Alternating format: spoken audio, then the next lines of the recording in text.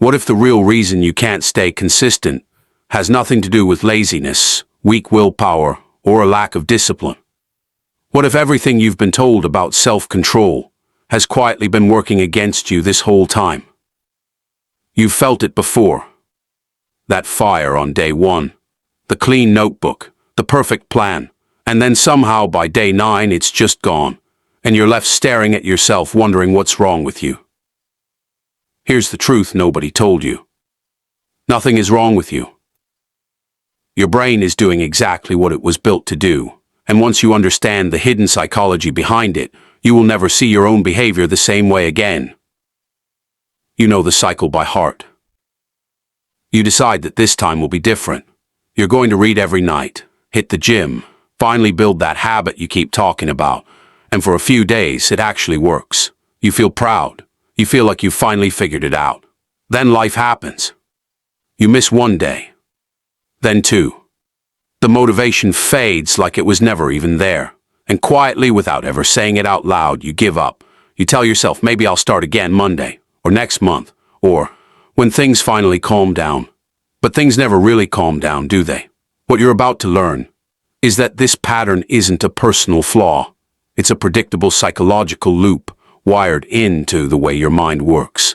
And almost everyone makes the same invisible mistake at the very beginning, the one that quietly sets the whole collapse in motion.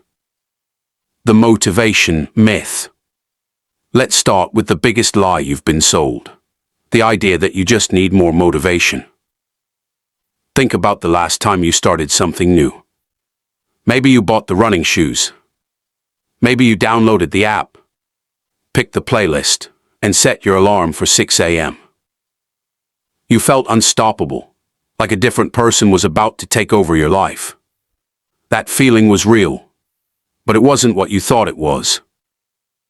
In those first few days, your brain isn't responding to discipline, it's responding to novelty.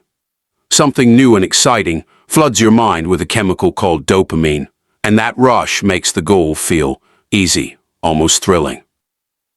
But here's the problem.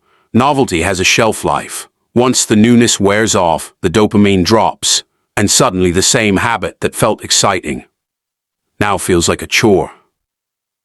This is the exact moment most people misread. You feel the motivation fade, and you assume you've failed. You think, I guess I'm just not disciplined enough. But the most consistent people in the world figured out something different a long time ago. They stopped waiting to feel motivated. They learned that motivation is a guest, not a foundation. It shows up at the start of the party, and it quietly slips out the door, right before the real work begins. So if the most successful people aren't running on motivation, what is actually keeping them going? Long after the excitement disappears. And if motivation was never really the problem, then what is silently pulling you away from your goals? Your brain is built for immediate rewards. To understand what's really happening, you have to meet the oldest part of your brain. Long before you had goals, deadlines, or a 5-year plan, your brain had one job: keep you alive today. Not next year, today. So it learned to chase anything that paid off immediately. Food, comfort, safety, connection, anything that delivered a quick reward got a little hit of dopamine, a signal that whispered, do that again. The problem is that ancient wiring is still running the show, and it has no idea that you're trying to build a future. So when you sit down to study, and your phone lights up beside you, your brain faces a silent choice.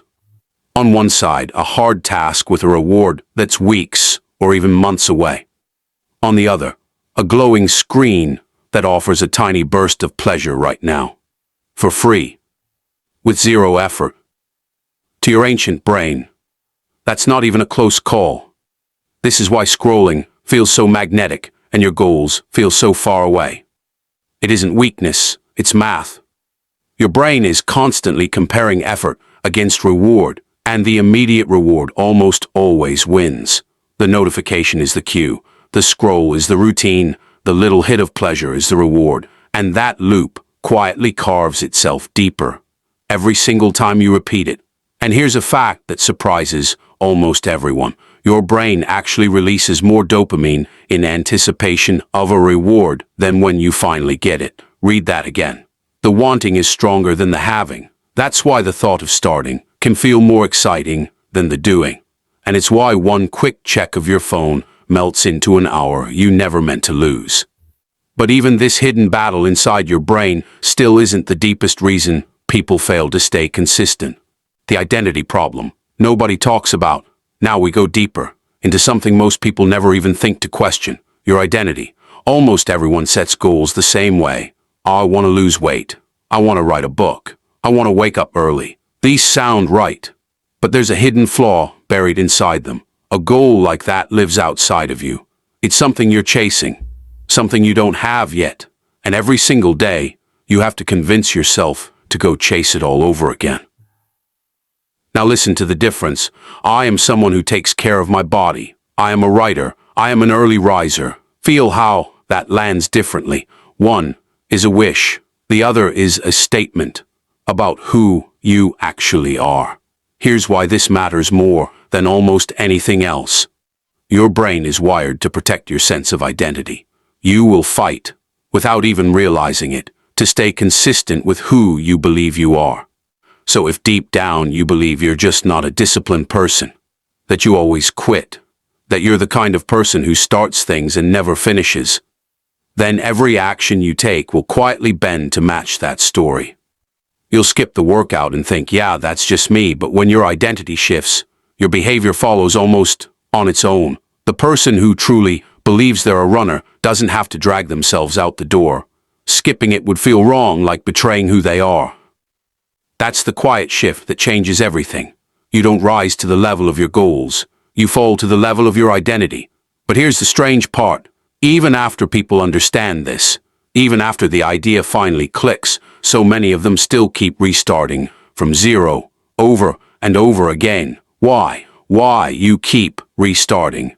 Here's where the real trap is hiding, and it's a sneaky one, because it disguises itself as something good. It looks like high standards. It feels like caring, but it is quietly destroying you. It's called all or nothing thinking. Picture this: you've been doing great. 5 days straight at the gym. You feel proud. Then Tuesday comes, and life gets in the way, and you miss it. And here's the moment that decides everything. A small voice says, well, I already broke the streak. I already messed up anyway, so might as well just start fresh on Monday.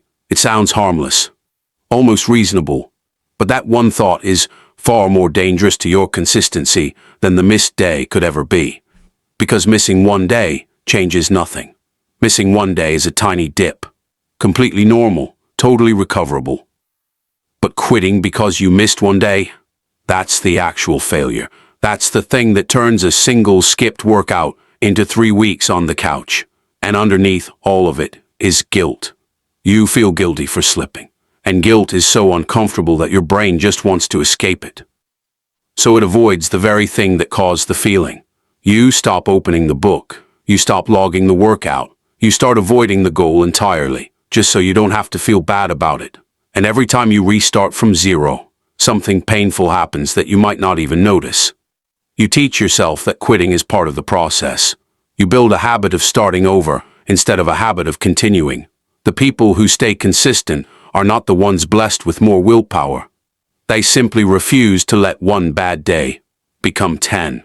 And they do it by following one surprisingly simple rule that almost everyone completely ignores: the 2-minute rule. The rule is almost laughably simple, and that's exactly why it works. Make it so small you can't say no. It's often called the 2-minute rule, and here's the idea. Whatever habit you want to build, shrink it down until it takes about 2 minutes. Want to read more? Don't promise yourself a chapter a night. Promise 1 page. Want to start running? Don't commit to 5 miles. Just put on your shoes and step out the front door. Want to write? Open the document and write 1 single sentence. Now your logical brain protests. 1 page, 1 sentence. That's nothing. That won't change my life. And that, right there, is the genius of it. It's not supposed to change your life today. It's supposed to prove something to your brain, that showing up is easy, and that you are the kind of person who shows up.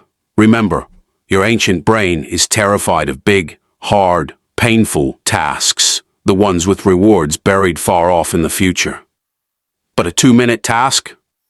There's almost nothing to resist. So you actually do it. And here's the part they never tell you. The hardest part of any habit isn't the effort, it's the starting.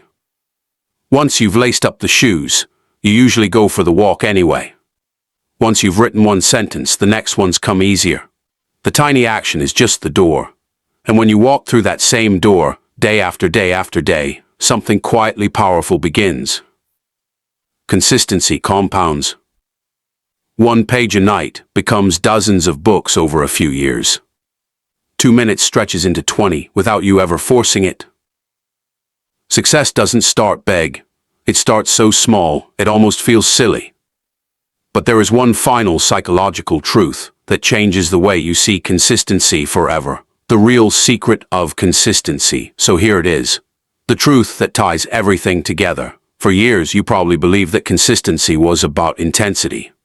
About how hard you push. How perfect you stay. How many days in a row you can stack up without ever slipping even once. But that was never it at all. Consistency was never about being perfect. It's about returning.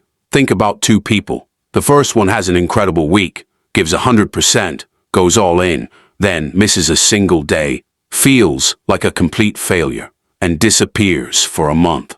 The second person is unspectacular. They show up, do a little, miss a day here and there, nothing dramatic, but they always come back. Quietly, without guilt, without a speech, they just return. In 1 year, who is transformed? Not the one who burned bright and vanished. The one who kept coming back. This is the part almost no one understands.